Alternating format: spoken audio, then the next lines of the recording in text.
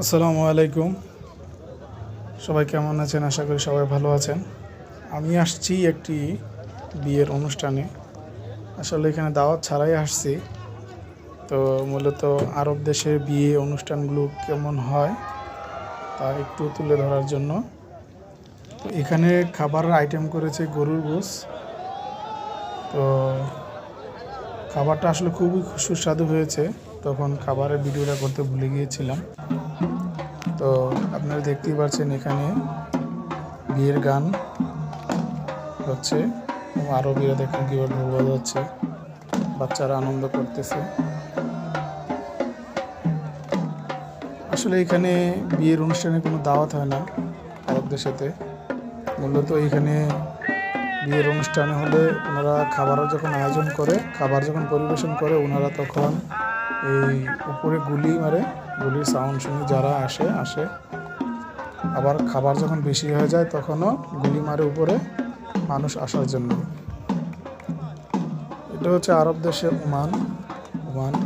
ওইখানে বিয়ের কালচারগুলো অন্যান্য আরব দেশের মতোই, সৌদি, দুবাই, কাতার, বাহারাইন এদের মতনই। এখানে বিয়ের অনুষ্ঠান প্রায় এক সপ্তাহ ধরে প্রোগ্রামগুলি চলতেছে, কিন্তু তেমন কোনো স্পিকার, কোনো সাউন্ড সিস্টেম, কোনো কিছুই নেই। আর আমাদের দেশে বিয়ের এক সপ্তাহ আগে থেকেই পুরো এলাকা গরম হয়ে যায়।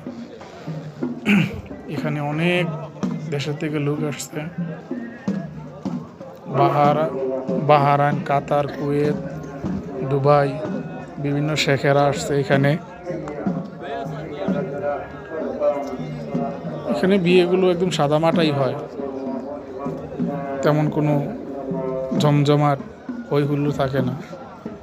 আমার চোখে যা পড়েছে তাই বললাম আর কি।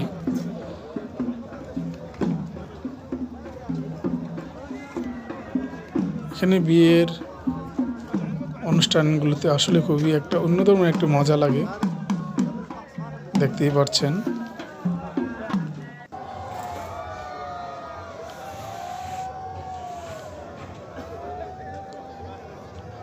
তেমন কোনো লাইটিং তেমন কোনো সাজসজ্জা আমাদের দেশে নর্মাল একটা বিয়ের ভিতরে এরকম ধরনের সাজসজ্জা করে।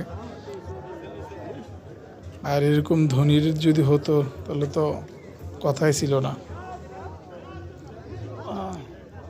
তবে এদের বিয়েগুলো শুধু দেনমোহর আর কাবিননামার ভিতরেই, দেনমোহর এগুলোর ভিতরেই সীমাবদ্ধ থাকে। এর বেশি বেশি তেমন কোনো খরচ হয় না।